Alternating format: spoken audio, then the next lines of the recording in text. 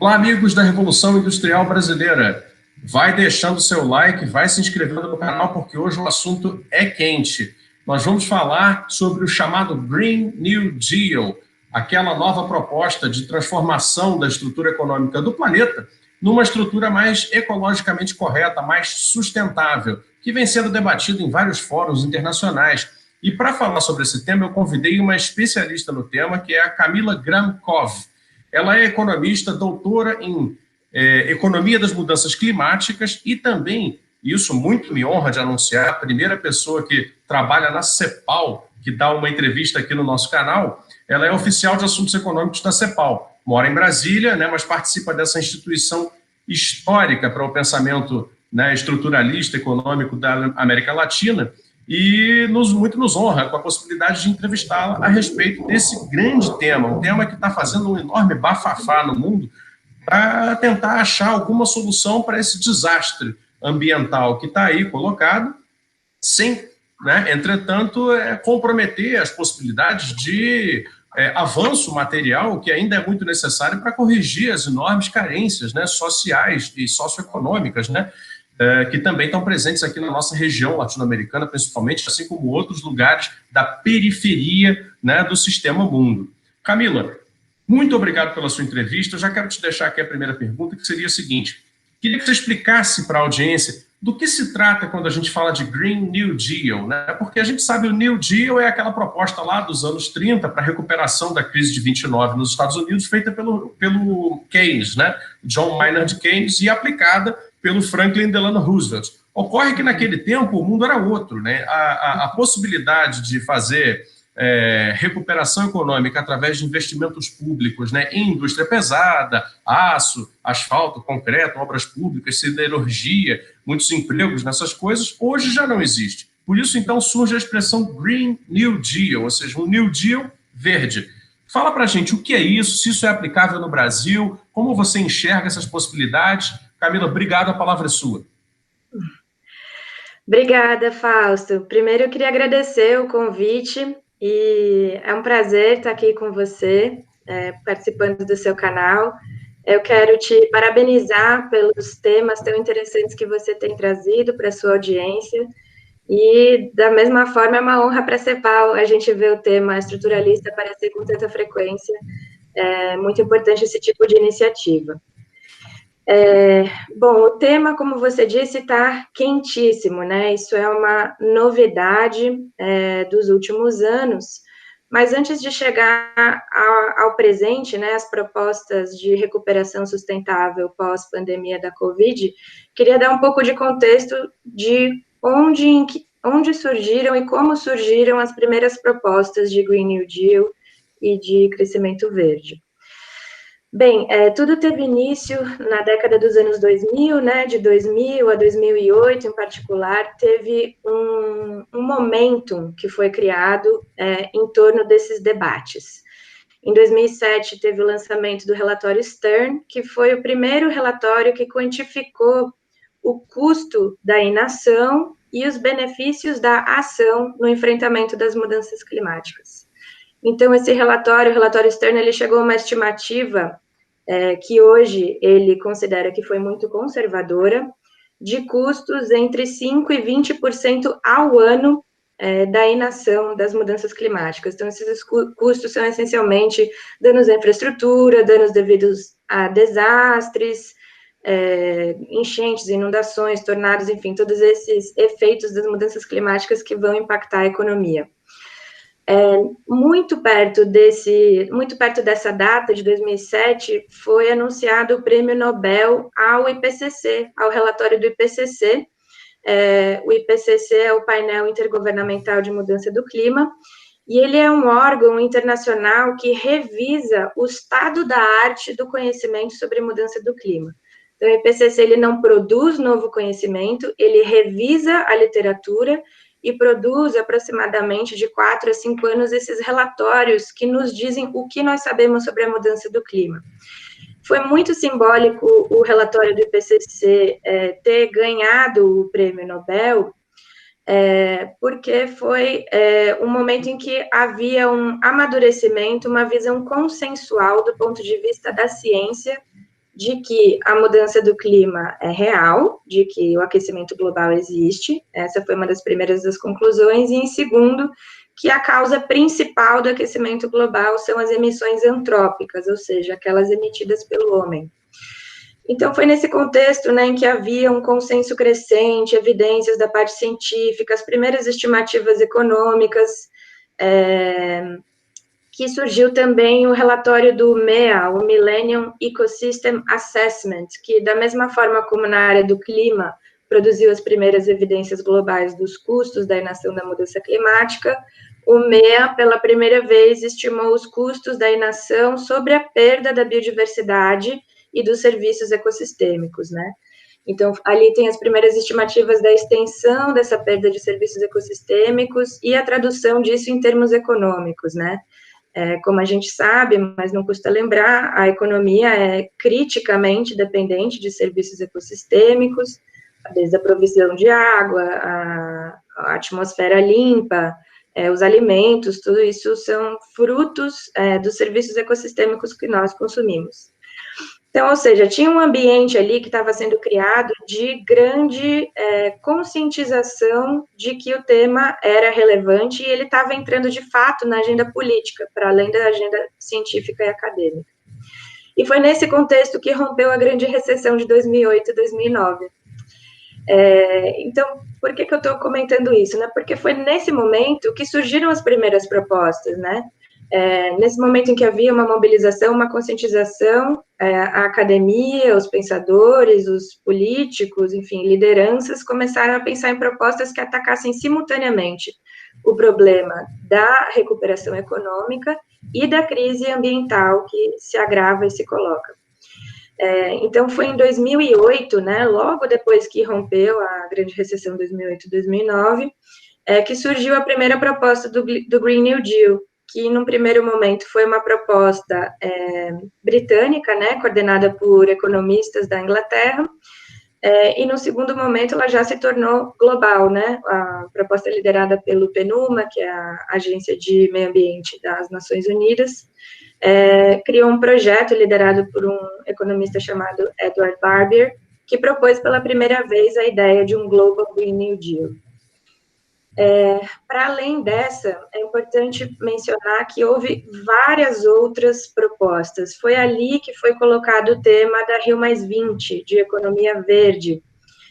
Surgiu a proposta do Banco Mundial, da OCDE, de crescimento verde, de crescimento de baixo carbono, as propostas de recuperação sustentável. E para além das propostas, né, para além dos conceitos e ideais que estavam se formando, também a gente observou nesse período de 2008 a 2009 as primeiras políticas. Foi simbólico porque foi a primeira vez na história que os países se utilizaram de estímulos fiscais verdes para a recuperação econômica. Isso foi simbólico principalmente porque foi, de certa forma, uma mudança de paradigma. Se antes desse período, né, antes da crise, desses grandes relatórios e desses avanços que eu comentava, havia uma percepção, né, uma dúvida se o aquecimento global era real, se a mudança climática era urgente ou não, a partir dessas propostas, a lógica se inverteu, né? Então, se deixou de perguntar qual que é o custo, ou, em alguns casos, né, inclusive as propostas que colocavam uma contradição entre desenvolvimento e desempenho econômico e gerenciamento da crise global. Nesse momento, todas essas novas propostas colocavam exatamente o contrário, as agendas climáticas, as agendas ambientais como motor de crescimento. Então, foi uma mudança muito significativa de paradigma nessa agenda. E como eu estava comentando, isso passou, né, dos conceitos, das teorias às ações.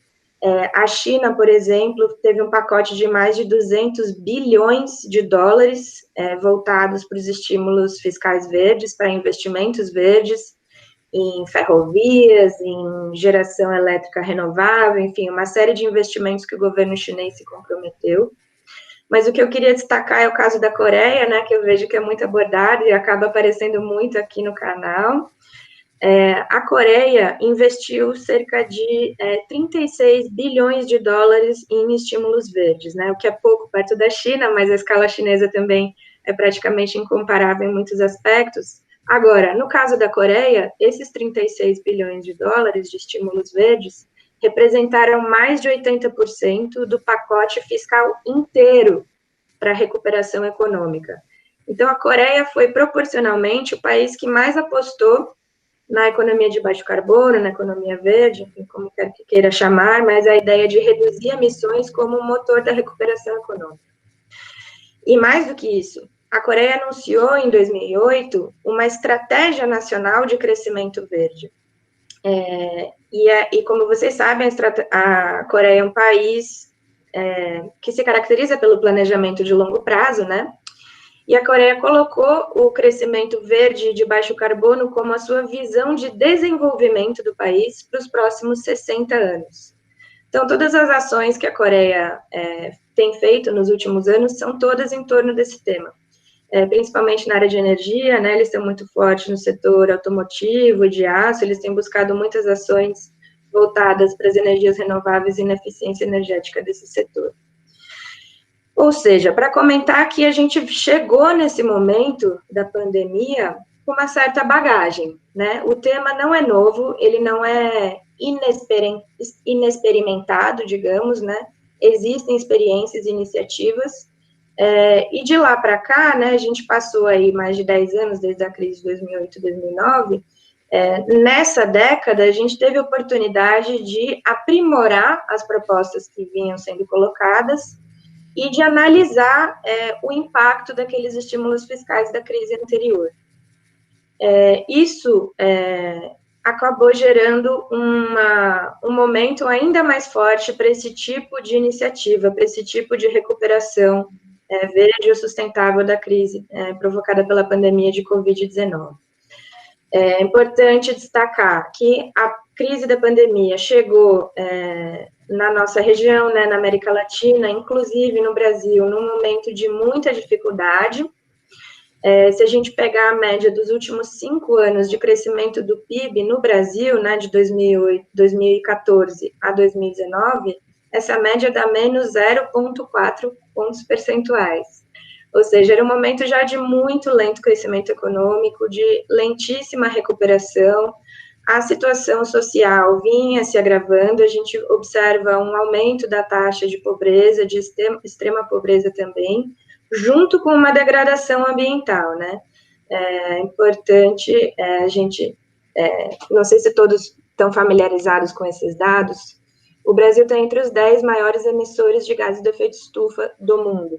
Né? Essa é uma estatística muito importante, porque ainda que o Brasil tenha muitas vantagens em muitos setores, notadamente o setor de eletricidade, que é majoritariamente renovável, ele é um país altamente emissor. A taxa de emissões de CO2 do Brasil cresce acima da média global, ou seja, a gente observa que o Brasil vem acelerando essa posição, né, de destaque nas emissões. Então, foi nesse contexto que a pandemia se colocou, que já era um contexto muito difícil, né, para a nossa economia, socialmente, e também na área ambiental, com a retomada da aceleração do desmatamento na Amazônia, enfim, uma série de questões aí, de desafios que se colocaram. Mas para reforçar que essas propostas, elas vêm buscando atacar esses problemas simultaneamente, né, são propostas que atacam, visam a endereçar múltiplas crises. A proposta do Green New Deal, ela ganhou força, como eu comentei, ela não é de agora, ela já vem de um tempo, ela já vem de um processo de amadurecimento, de debate, de construção. Ela já vem sendo implementada em diversos países, né, notadamente os Estados Unidos têm uma proposta, né, se a gente olhar a proposta dos Estados Unidos, ela é muito abrangente, ela vai muito além dos aspectos ambientais. Qual que é a ideia em termos simples, né, se a gente puder resumir?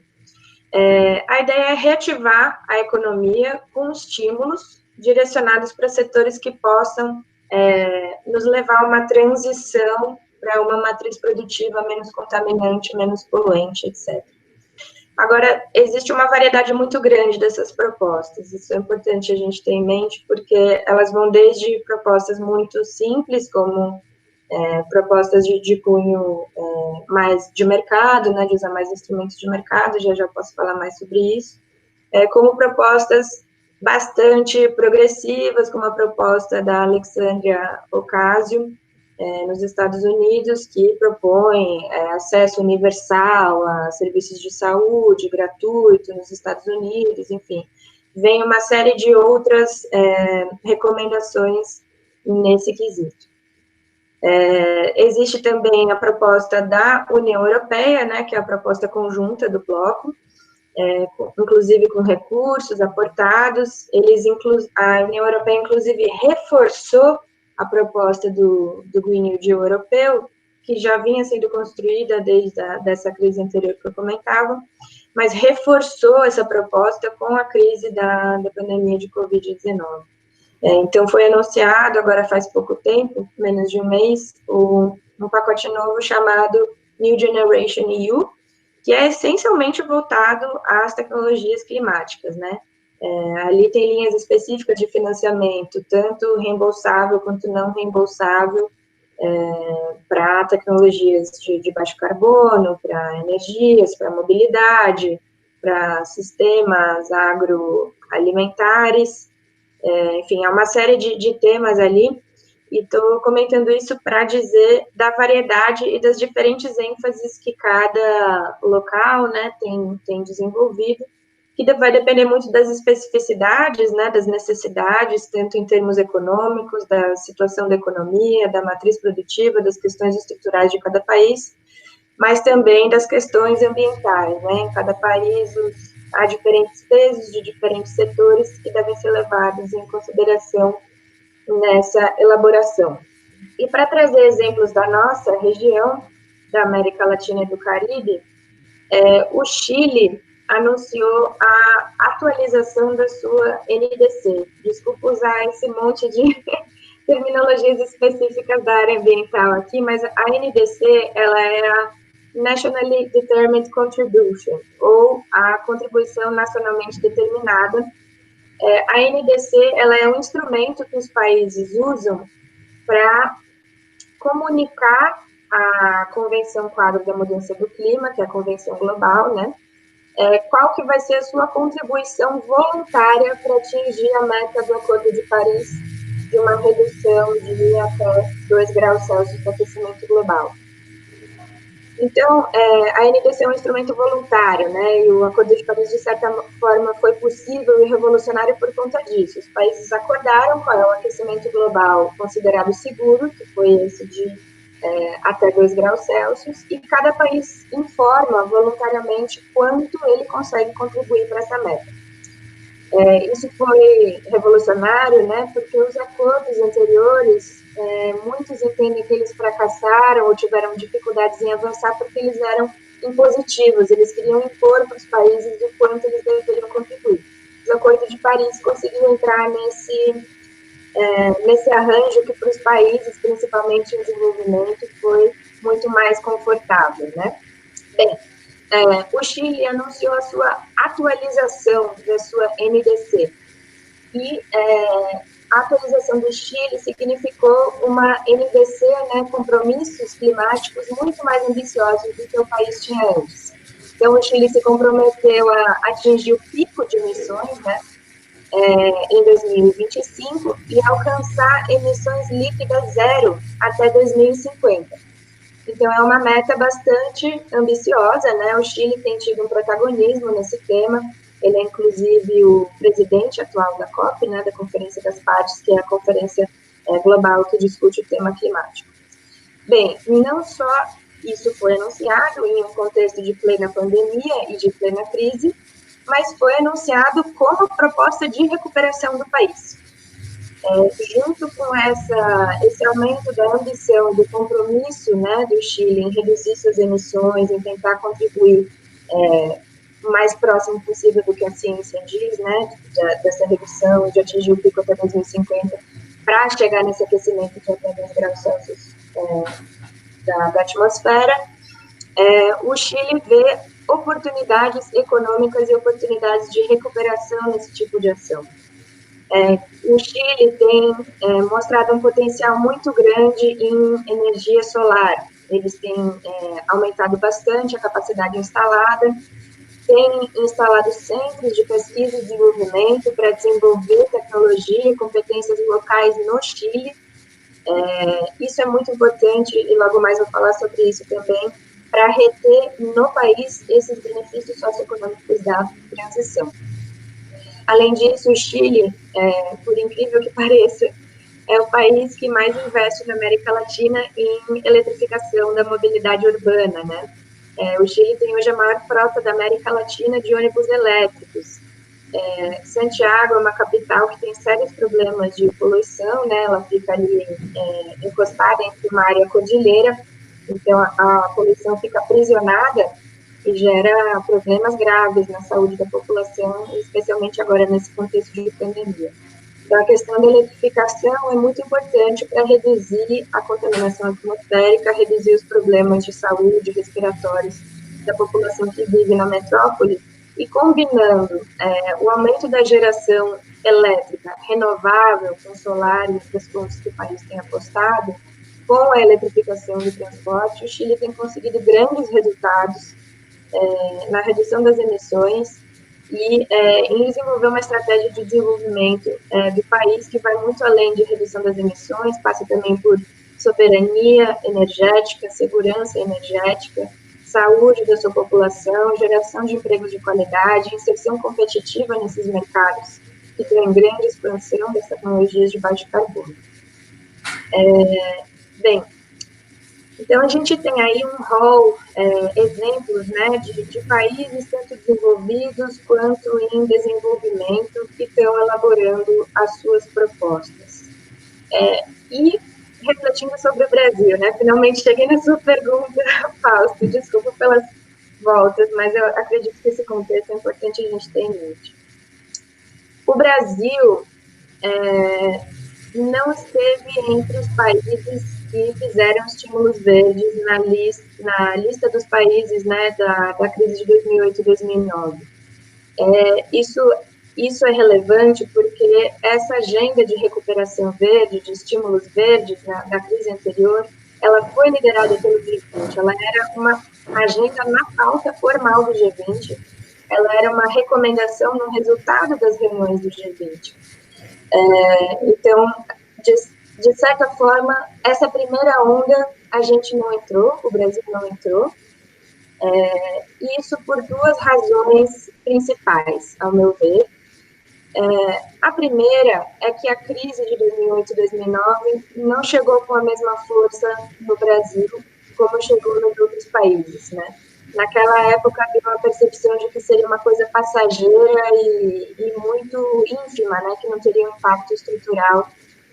O impacto que a gente viu posterior que foi bem mais dramático, né? No final das contas, a crise chegou mesmo em 2015 no Brasil. E o segundo ponto é que, naquele momento, o Brasil era um protagonista internacional na redução de emissões e na agenda de mudanças do clima, né? O Brasil já vinha fazendo investimentos muito grandes, principalmente na contenção do desmatamento. Isso é uma coisa dramática, que foi uma inspiração, e o Brasil realmente teve uma posição de liderança no mundo. As taxas de desmatamento foram reduzidas em pouquíssimo tempo, né, em mais de 70%. Né? E a gente tem que lembrar que, naquela época, o setor de mudança do uso do solo, né, essencialmente desmatamento, era um dos principais setores de emissões do Brasil. Isso é uma situação singular do Brasil, né? Enquanto na média mundial e a maioria dos países desenvolvidos tem o setor energético e de transportes como os principais emissores de gases de efeito estufa, no Brasil os dois principais setores são mudança do uso do solo, principalmente o desmatamento, e agropecuária. Isso dialoga muito com a nossa estrutura produtiva, né? Mas voltando, naquele momento o Brasil era um exemplo internacional, né? Era apresentado em conferências, era muito estudado o sucesso, o êxito que o Brasil estava tendo na redução do desmatamento, e, por consequência, a redução muito rápida das emissões de gases de efeito estufa. Então, são por essas duas principais razões que eu acredito que o Brasil não entrou tão forte quanto os demais países na agenda de estímulos verdes, mas a gente teve alguns experimentos muito pequenos, mas não em escala, né, de uma recuperação sobre uma base sustentável, que foi bem pontual. A gente teve o IPI verde, que continua até hoje. O que é o IPI verde? Foi uma tentativa de recuperar, né, de ajudar a economia a se recuperar com alívio de tributos, no caso do IPI, e no caso do IPI verde, aqueles setores que tinham nível de eficiência energética A, ou seja, que tinham um nível mais alto de eficiência energética, tinham uma redução maior da alíquota de IPI em relação aos demais setores. Era uma forma de premiar, de dar um incentivo maior para aqueles setores mais eficientes no mundo de energia.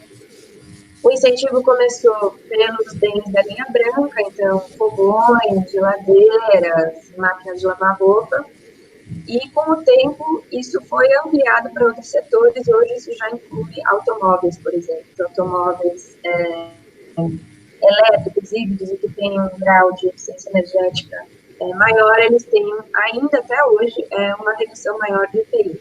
Agora, claro que um instrumento tão pontual e voltado para setores tão específicos como esse não tem um potencial de tração tão forte como o que a gente está falando, de uma recuperação realmente em bases sustentáveis e pensando em uma transformação de longo prazo de toda uma estrutura produtiva de consumo.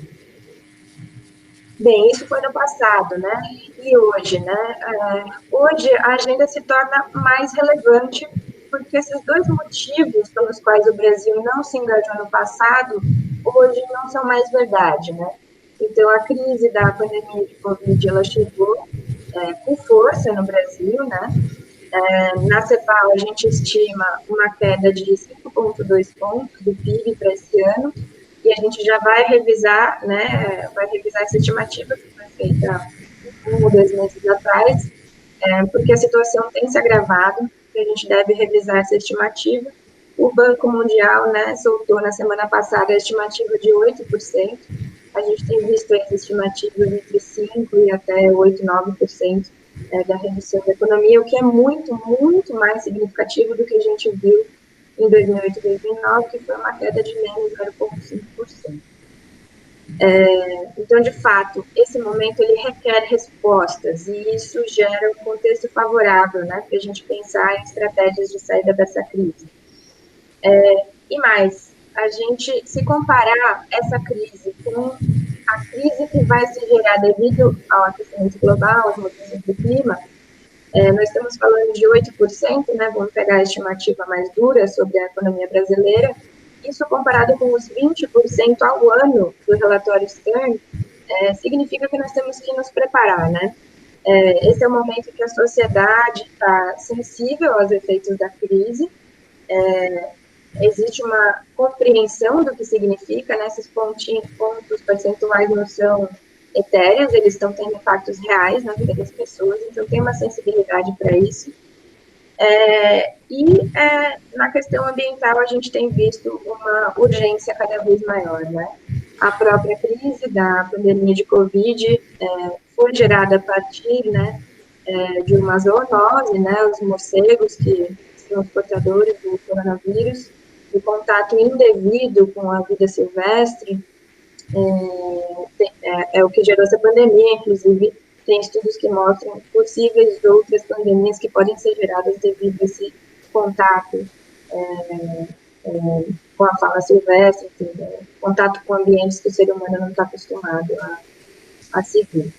Então, nós temos nesse momento uma oportunidade, e talvez essa seja a última oportunidade que não só o Brasil, mas todos os países da América Latina e do mundo têm de efetivamente tomar ações no sentido de limitar o aquecimento global até 2 graus Celsius. Eu digo que essa talvez seja a última, né? Não porque essa seja uma discussão com fim, né? Se a gente não entrar, acabou, não vai ser assim, o aquecimento vai ser 2, ou pode ser 3, ou pode ser 4, ou pode ser 5, ou pode ser 6, 7, enfim. conforme a gente vai acumulando gases de efeito estufa, o aquecimento vai sendo pior, então a discussão não se esgota, mesmo que a gente não combata ela agora, ela vai chegar. Mas a gente tem a oportunidade agora, né, de fazer isso, de tomar essas atitudes e de pensar em recuperação em bases sustentáveis. Faz pouquíssimo tempo, né, menos de 2 meses atrás, não se falava em gasto, a palavra de ordem era austeridade. Então, algumas coisas a gente tem que reconhecer que estão começando a mudar, ou já mudaram, né? Hoje existe essa discussão de recuperação, os caminhos ainda estão sendo discutidos, mas definitivamente esse é o momento, né? Já tem mais de... Se na crise de 2008 e 2009 foram anunciados mais de 500 bilhões de dólares em estímulos verdes, atualmente, as estimativas da Vivid Economics, que tem feito esse levantamento, os estímulos verdes já têm superado a escala dos trilhões de dólares. Então, essa é uma tendência, já chegou, os governos já estão fazendo, já estão agindo, já estão tendo seus planos, nos Estados Unidos, na União Europeia, no Chile, na Costa Rica, no Paquistão, tem uma série de exemplos, Coreia, e essa é uma onda, do meu ponto de vista, que o Brasil tem muito a ganhar de entrar e assumir um protagonismo. Excelente, Camila. Eu concordo com você, lógico, e eu gostaria de trazer aqui um tema específico em relação ao Brasil, que é o tema da Amazônia, né?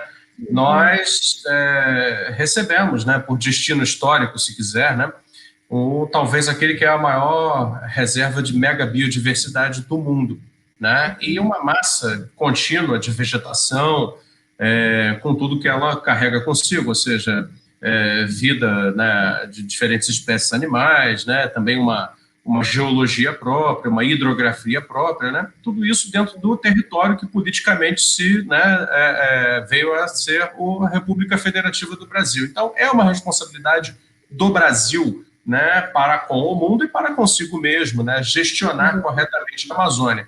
Infelizmente, a nossa estrutura produtiva né, se modificou muito pouco ao longo da história, né? As tentativas que foram feitas foram, né, objeto de sabotagem, foram regredidas, né?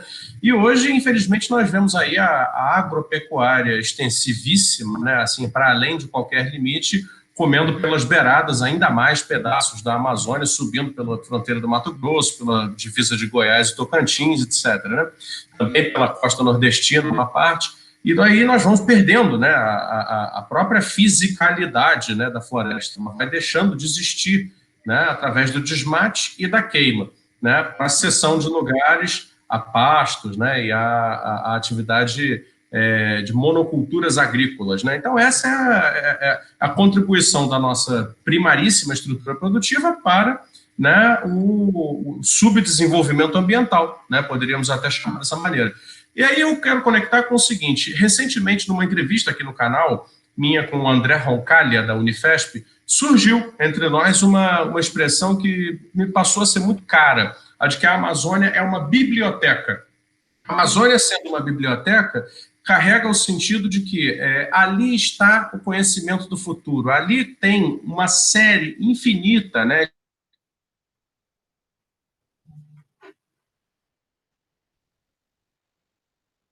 bioquímicas que estão escondidas nas milhões de espécies vegetais, nos milhões de espécies de insetos e pequenos animais, etc. Por exemplo, eu poderia falar da questão do que o próprio Instituto Butantan já faz com relação aos venenos de serpentes, né? Então, os répteis que existem na Amazônia, os sapos, as serpentes, certamente revelarão muitos componentes bioquímicos que podem vir a ser objeto de exploração econômica sustentável. Quando eu digo sustentável, de fato sustentável porque você não precisa nem fazer a captura de um animal no longo prazo, você não precisa fazer a derrubada de uma árvore no longo prazo. São extrações em volumes realmente ínfimos, né, para se tirar a molécula, né, e não a massa vegetal ou a massa animal, né. Nós partiríamos, né, nessa proposta que eu gosto muito de alimentar, né, de uma extração quantitativa da Amazônia de uma estrutura produtiva atrasada, como é que nós temos, né, para uma extração qualitativa, né, daquilo que a Amazônia tem de mais precioso, que é o conhecimento. Né, abrir o livro amazônico, né, abrir a biblioteca, explorá-la, para então conseguir, com isso, né, deixá-la, né, viva, de pé, gerando riqueza para aqueles amazônidas que estão lá e que hoje, por falta de opção, né, se veem forçados a participar do desmate, a participar da agropecuária insustentável, a participar da economia da madeira ilegal, né, através do pagamento, né, para eles, né, dos serviços que eles poderiam prestar de indicação, instrução, orientação e extração dessas pequeníssimas quantidades de massa vegetal e biomoléculas, né, provenientes do reino animal, né, e da hidrografia, etc., que viriam a conformar o famoso, né, já a famosa proposta do complexo bioindustrial amazônico, né, que teria produtos nas áreas de farmacologia, nutrição, a cosmética, uma série de resinas, né, produtos bioquímicos, né, de diversas aplicações, que poderia ser a nossa fronteira tecnológica, poderia ser a nossa entrada numa economia de alta sofisticação, que seria também uma economia, né, da sustentabilidade aplicada radicalmente, né? Eu queria a sua opinião a respeito dessa proposta. O que você pensa a respeito de uma possibilidade, se é factível, se é desejável, né, de um complexo bioindustrial amazônico que pudesse, então, salvar a floresta e salvar a economia brasileira? Me parece que esse seria o nosso Green New Deal. O que você pensa sobre isso? Obrigada, Fausto. Excelente provocação, né? Antes de eu continuar, eu queria só esclarecer que as visões e as opiniões que eu estou expondo aqui são as minhas e não necessariamente coincidem com as da CEPAL, né? Uma primeira coisa que digamos, a condição para qualquer plano de recuperação em bases sustentáveis efetivamente ser um plano que gere empregos, que gere renda e inclusão. É a questão da inovação tecnológica e desenvolvimento de novas tecnologias, né? Porque se esses estímulos todos forem direcionados para fora, né? Se a gente fizer essa transição com base em tecnologias importadas, e muitos desses ramos são dominados, né, por empresas de fora do Brasil, a gente não vai reter no país os benefícios socioeconômicos. Todos os multiplicadores de empregos, de investimentos, de renda, eles vão se transferir para o país originário daquela tecnologia. Então, essa é uma condição para a gente pensar numa transição de baixo carbono que seja um motor de desenvolvimento econômico no país. Não tem como pensar na nossa região, né, América Latina e no Caribe, em não apostar como parte desse pacote de estímulos verdes, estímulos para P&D, estímulos para tecnologia e inovação. Então, esse é um primeiro ponto que eu queria marcar. Segundo, o Brasil é um país que tem muitas competências tecnológicas nas áreas sustentáveis. O Brasil é muito forte no etanol, nos biocosméticos, e eu queria entrar um pouco mais no tema de Amazônia. A Amazônia é um poço de riquezas, né? Eu gostei muito da sua expressão, dela ser uma biblioteca, né? De fato, a Amazônia abriga muitos conhecimentos, muitos princípios, e expandindo aqui, isso vai muito além, né? As pessoas normalmente pensam em remédios, em princípios fármacos, que de fato também tem isso, mas tem todo esse outro aspecto que você comentava, Fausto. Por exemplo, a Amazônia tem sido uma grande inspiração do biomimetismo, que são as tecnologias que imitam propriedades naturais das condições ecossistêmicas da Amazônia. Por exemplo, a Boeing desenhou o bico de um avião pensando numa ave, na aerodinâmica de uma ave. No setor de navios, né, a gente vê os materiais aplicados na água, né, na parte que toca na água, inspirado nas plantas que tem onde a água desliza mais rápido, enfim. Tem toda essa questão do biomimetismo, que é a gente buscar na natureza as soluções que já estão ali, que a gente pode aplicar nas tecnologias de altíssimo valor agregado, de altíssima tecnologia, né? Isso é fundamental para o desenvolvimento amazônico, né, da região da Amazônia, porque a Amazônia, ela é uma região que ainda tem muita coisa a ser explorada, né? diariamente são descobertas novas espécies, uma região que, de fato, ainda precisa ser muito explorada e precisa ser mais explorada por nós mesmos, né, pela pesquisa realizada no Brasil. E ela pode combinar as duas formas de saberes, né, isso é uma coisa que eu queria destacar também. Ela é uma região riquíssima em saberes tradicionais, em formas tradicionais das comunidades indígenas, dos ribeirinhos, enfim, de uma série de comunidades tradicionais que vivem ali, que já têm conhecimento acumulado, que podem ser úteis para uma inserção mais competitiva e para o próprio desenvolvimento dessas comunidades. Para dar um exemplo, a gente vem trabalhando na CEPAL com uma abordagem chamada Grande Impulso para a Sustentabilidade, ou Big Push para a Sustentabilidade, que, de certa forma, é o Green New Deal da América Latina, né? A nossa proposta, a nossa visão para uma recuperação em bases sustentáveis da região, e o que a gente coloca é que o grande volume de investimentos necessários para uma transição de baixo carbono, uma economia sustentável, resiliente, em baixa poluição, esse grande volume de investimentos pode ser um big push, um grande impulso para um novo ciclo de crescimento econômico com geração de empregos e igualdade. E a gente fez um levantamento de casos, de estudos de casos de investimentos no Brasil que já tenham gerado impactos positivos econômicos, sociais e ambientais. Né? A gente já viu estudos ou prêmios, enfim, formas de reconhecimento focadas em um ou outro aspecto, mas essa foi a primeira vez que a gente buscou trazer conjuntamente as três dimensões, né? Econômica, social e ambiental.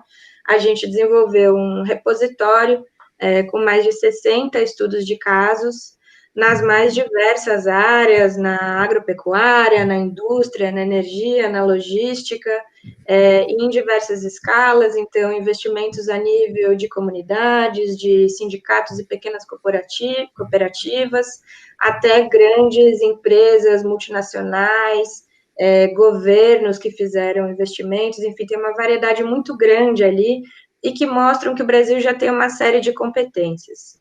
E o que eu queria trazer, o que ficou muito claro para a gente, é que vieram muitos casos, né? A gente fez essa chamada, a gente reuniu esses casos a partir de uma chamada aberta, então as pessoas submeteram voluntariamente esses estudos de casos para nós, né? E surpreendeu a gente ver, surpreendeu ou não, né? Mas foi um fato a boa parte desses casos serem na área de sociobiodiversidade na Amazônia. Então, a gente tem exemplos ali de caminhos que já deram certo e que poderiam ser replicados e poderiam ganhar escala. Por exemplo, um dos casos, que inclusive foi selecionado como um dos mais transformadores e está numa publicação, que além desses 60 casos que estão no repositório, nós selecionamos os 15 mais transformadores, que realmente tenham contribuído, né, para um estilo de desenvolvimento mais sustentável. Entre esses mais transformadores está o caso de programas desenvolvidos pela Natura na Amazônia. E esse é simbólico porque ele mostra como que você pode unir a forma tradicional de atuação das comunidades, né, que provém os insumos, as castanhas, enfim, os itens que a Natura depois processa, agrega valor, desenvolve pesquisa, tecnologia e inovação sobre esses bens, né, sobre esses produtos, e é uma das maiores empresas de cosméticos no mundo hoje. Ou seja, é um modelo que já é rentável, que já vem dando frutos, e que poderia ser, logicamente, aprimorado, mas poderia ganhar escala e ser uma forma de manutenção da renda, ou até de aumento da renda, mantendo a floresta em pé, sem a necessidade de derrubada da floresta, né? Então, a questão de biocosméticos, biomateriais, biomimetismo, como você mencionava, de fato, a Amazônia é uma biblioteca, sem dúvida, a Amazônia está cheia de soluções para a sustentabilidade e para a vida moderna. Uma proposta que eu gosto muito, e você já deve ter ouvido falar, é a proposta do professor Carlos Nobre de uma Amazônia 4.0. Essa proposta é muito interessante porque ele argumenta que a próxima revolução industrial, né, fazendo a provocação ali com a manufatura 4.0, indústria 4.0, que essas tecnologias da próxima revolução industrial, elas são tecnologias absolutamente compatíveis com a sustentabilidade em uma região como a Amazônia. Lógico que a condição imprescindível é a digitalização, né? A digitalização é realmente fundamental, mas o que ele mostra é que essas tecnologias são modulares, então você pode ajustar a diversas escalas, elas são customizadas. Se você pensar na impressora 3D, por exemplo, uma comunidade ter acesso a uma impressora 3D poderia atender a diversas demandas daquela comunidade, ou ela poderia, inclusive, ser uma fornecedora de biomateriais para essas impressoras. Enfim, ele dá uma série de exemplos mostrando a compatibilidade de como essa nova revolução industrial seria compatível com uma Amazônia 4.0, mantendo a floresta em pé, gerando desenvolvimento, renda e emprego para a região. Essa é uma ideia que foi muito provocadora, né, e que a gente tem acompanhado de perto com muito interesse.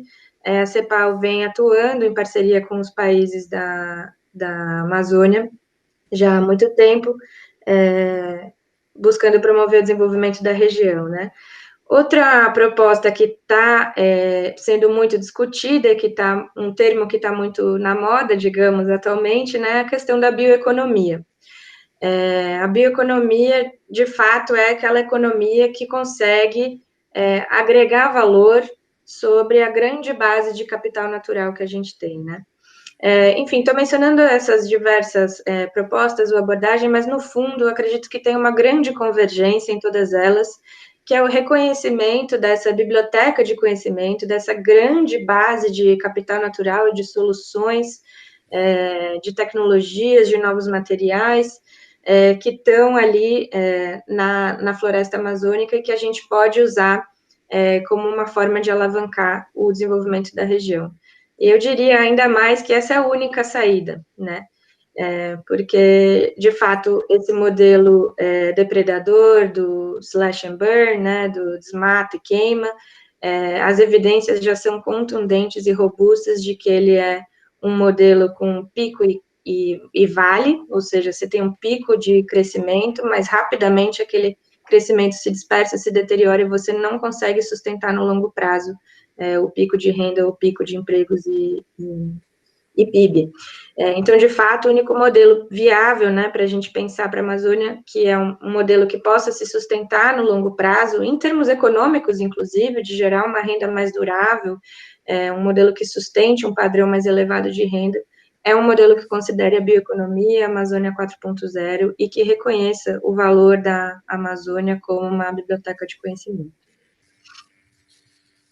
Muito bem. Olha, eu estou absolutamente feliz, contente, estou muito satisfeito de ter feito essa entrevista com a Camila Grankov, que é doutora em Economia das Mudanças Climáticas. Vocês viram aí, quem acompanhou a entrevista até o final já percebeu, né, o quanto de conhecimento sobre o assunto ela tem, e também por, né, me dar a honra de ser a primeira pessoa da CEPAL que eu entrevisto aqui no canal, né, como oficial de assuntos econômicos da CEPAL aqui no Brasil. Ela, né, nos concede essa entrevista brilhante, pela qual eu agradeço muito, e queria deixar aberto aqui a Camila, né, para também a gente não tomar muito tempo dela e não ficar uma entrevista longa demais, deixar aberto para você, Camila, fazer suas últimas considerações, se você quiser, tá bom? E te agradeço demais, espero que essa seja só a nossa primeira entrevista aqui na Revolução Industrial Brasileira. Que joia, obrigada, Fausto, fico muito feliz, foi um prazer, e da mesma forma, espero que seja o começo de um debate, né, um debate que ainda tem muito a ser avançado, muito a ser pensado. Enfim, estou muito feliz e te parabenizo por trazer o tema, por dar o espaço, né, para a gente conseguir trazer essa discussão, né, junto ao pessoal que te acompanha, o pessoal do canal aí. Enfim, queria dar uma mensagem de esperança, né, porque, de fato, esse é um momento em que a gente tem que pensar nessas transformações.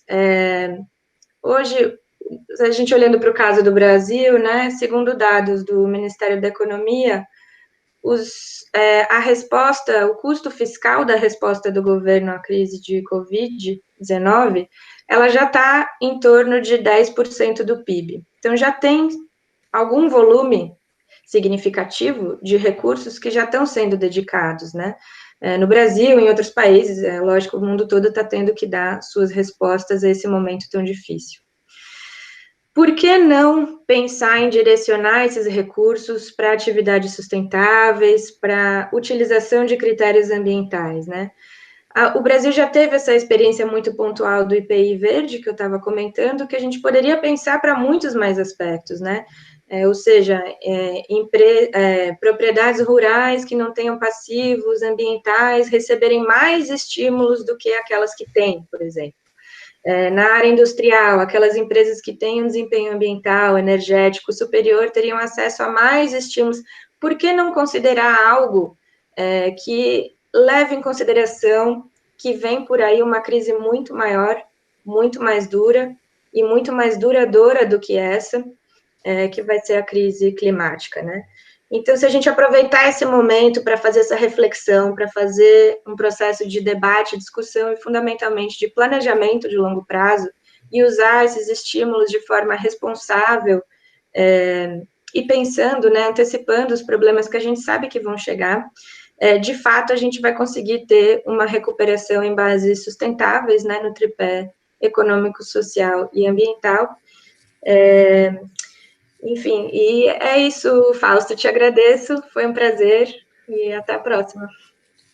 Até a próxima, isso eu quero sim, porque você realmente passou a ser uma figura ilustre aqui no elenco de grandes nomes, né, que a gente entrevista no canal. Camila Grankov, mais uma vez, muito obrigado. Então, estamos encerrando aqui, pessoal, mais essa entrevista, espero que vocês tenham gostado. Muito obrigado, até uma próxima, se inscreve aí no canal, dá o like, compartilha, ok? Obrigado aí para vocês.